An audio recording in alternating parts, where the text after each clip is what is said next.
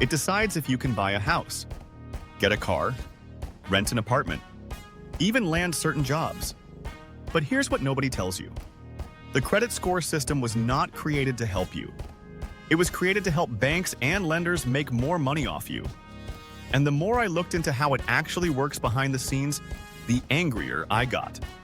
Welcome to Beyond Salary, the channel where we teach you how to build real wealth beyond your paycheck. In this video, I am going to show you exactly how the credit score system really works, who benefits from it, and most importantly, what you can do to stop playing a rigged game.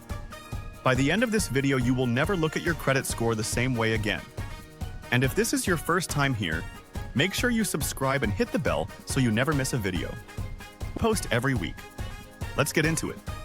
Most people treat their credit score like a report card. They check it anxiously. They stress when it drops.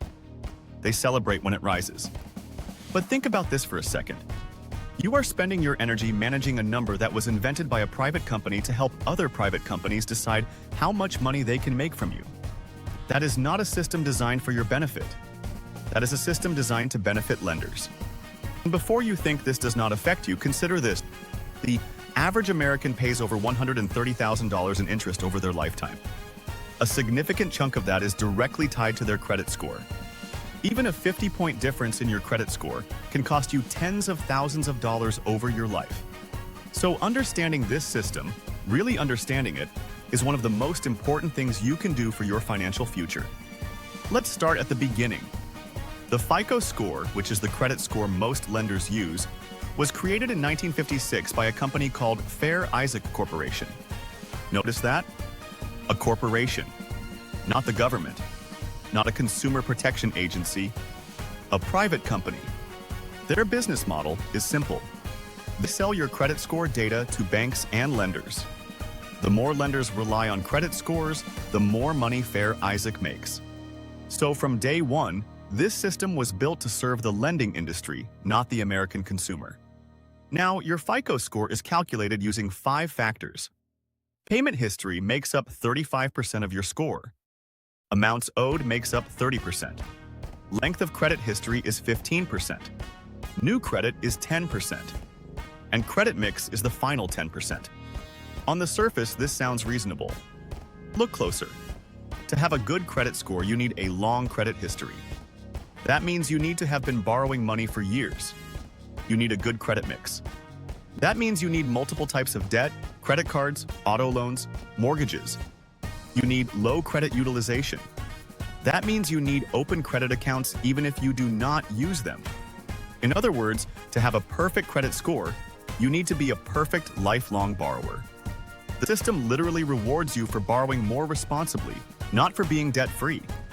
A person who has never taken on debt and saved their entire life can have a lower credit score than someone who has been borrowing for decades. Let that sink in. And by the way, if you are finding this valuable so far, go ahead and give this video a thumbs up. It really helps the Beyond Salary channel reach more people who need to hear this. Now, here is where it gets worse. Your credit score is based on data collected by 3 major credit bureaus: Equifax, Experian, and TransUnion. These are also private companies. They collect your financial data, package it, and sell it. And here is the part that should make you furious.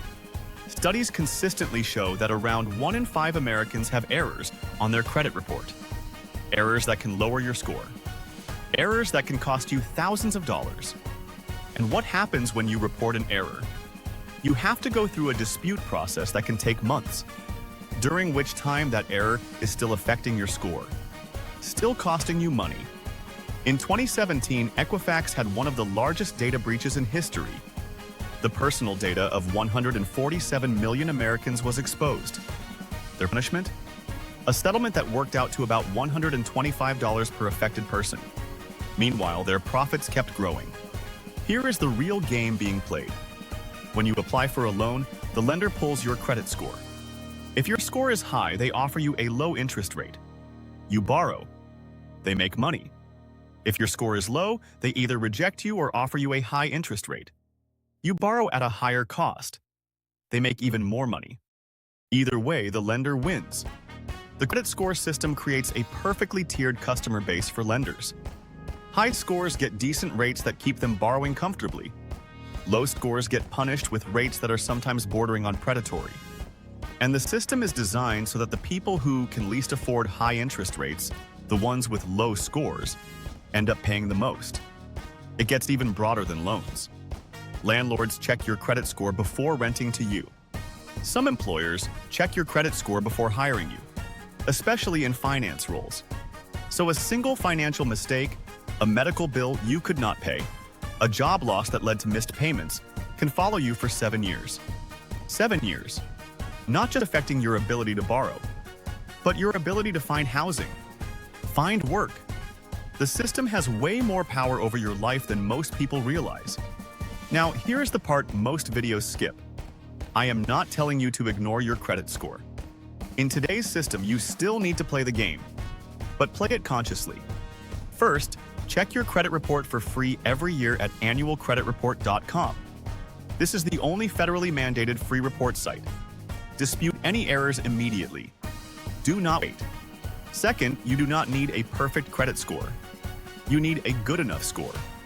Anything above 740 gets you the best rates on most loans. Chasing 800 or 850 is just serving the system for no real gain. Third, understand what actually moves your score fast. Pay down credit card balances below 30% of your limit. This alone can raise your score by 50 to 100 points within 60 days. Fourth, do not close old credit cards even if you do not use them. Your credit history length matters. Keep them open with zero balance. Fifth, and this is the most important one, build your wealth so you need debt less. The ultimate goal of Beyond Salary is to get you to a point where your credit score matters less because you are not dependent on borrowing to live your life. That is what going beyond salary actually means. The credit score system is not going away. But now you understand what it really is, a tool designed by lenders for lenders. You can still use it to your advantage. Get the rates you deserve. Protect your financial reputation. But stop letting a number invented by a corporation define your self-worth.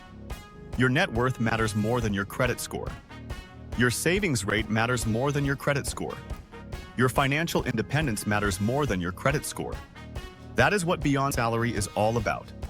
Now, I want to hear from you. Drop a comment below and tell me, did you know the credit score system worked this way? Let me know what surprised you the most. And if this video opened your eyes, share it with someone who needs to hear this.